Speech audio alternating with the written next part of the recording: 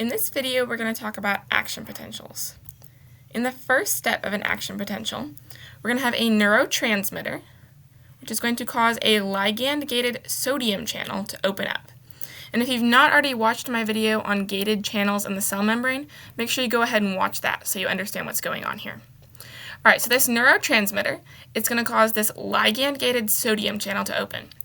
This is a sodium channel, so it's only going to let sodium through. We can see our gated channel right here. Our ligand is binding to the receptor, it's opening, and it's allowing sodium to come through.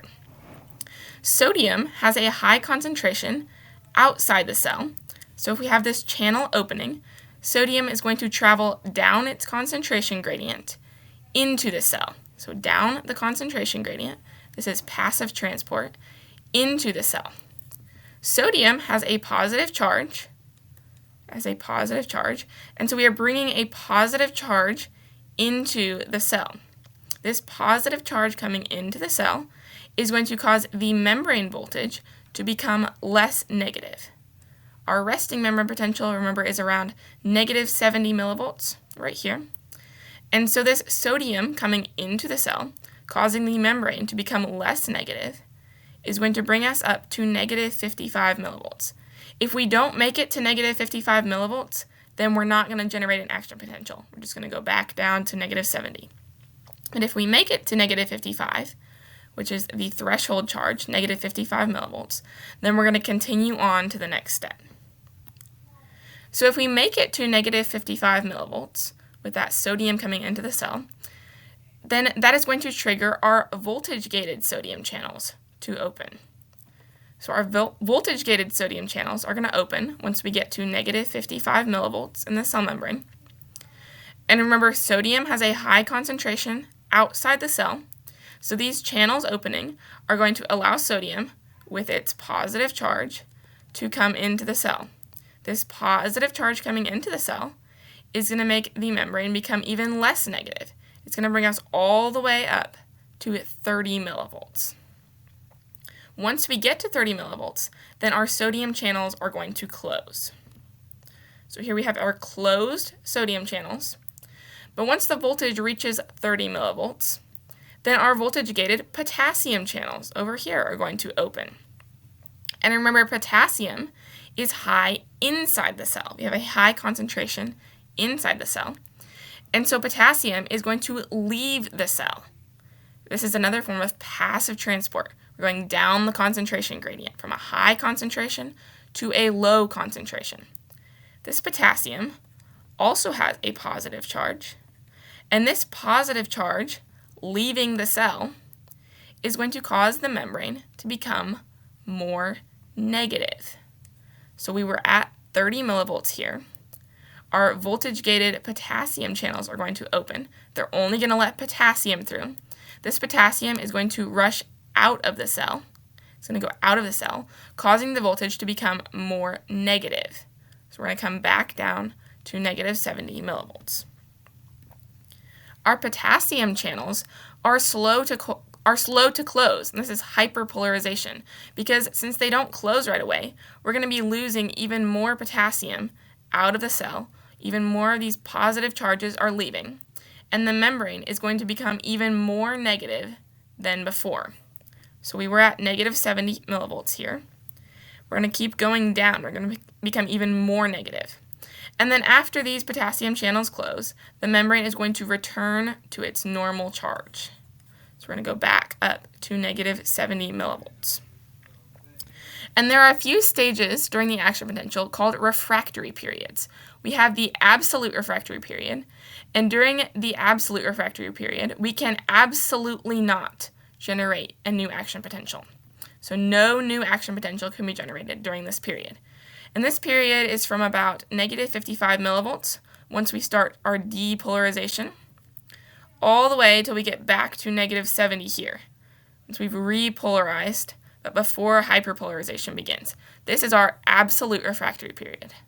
Write that here, absolute refractory period. We're also going to have our relative refractory period, And during our relative refractory period, it's very hard to generate a new action potential, but it can be done if the stimulus is very strong. If we have a weak stimulus, right about here, then it wouldn't generate a new action potential. It would just cause hyperpolarization not to happen. We would not have this dip right here. But if we have a very strong stimulus, we're able to generate a new action potential during this time. So this is our relative refractory period right here. And this is from the time when hyperpolarization starts all the way when we get back to our normal resting membrane potential. All right, so let's go over a summary of our action potential. So our first step, we had activation. And during activation, we went from our resting membrane potential. A neurotransmitter triggered our ligand-gated sodium channels to open. This allowed sodium to enter the cell, causing the membrane to become less negative, and it brought us up to negative 55 millivolts. This negative 55 millivolts is our threshold. If we don't make it to negative 55, then we don't generate an action potential. All right, so we had our activation. Our ligand-gated sodium channels were open.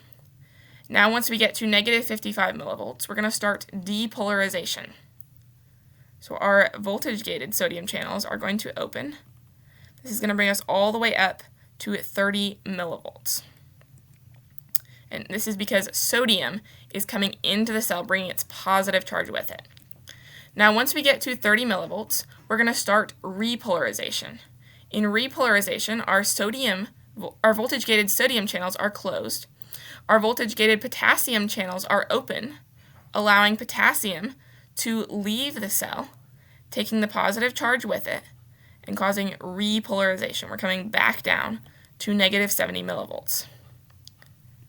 But our potassium channels are slow to close, so this is going to cause hyperpolarization. We're going to have more potassium leaving the cell, and so this is going to make us go even more negative.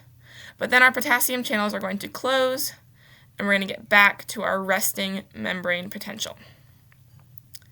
And then we have our refractory periods. We have our absolute refractory period, which is from here to here, our absolute refractory period, from the time when depolarization starts to the time when repolarization ends.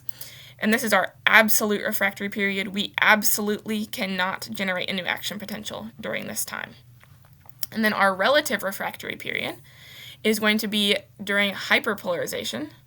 So relative refractory period here. And it is very hard to generate a new action potential, but it is possible if we have a strong enough stimulus. And the reason that these refractory periods, this absolute refractory period and this relative refractory period, are important is because we have a neuron. Let's say here's our neuron right here, and this is the axon of the neuron here. Our action potential is traveling down the axon of the neuron.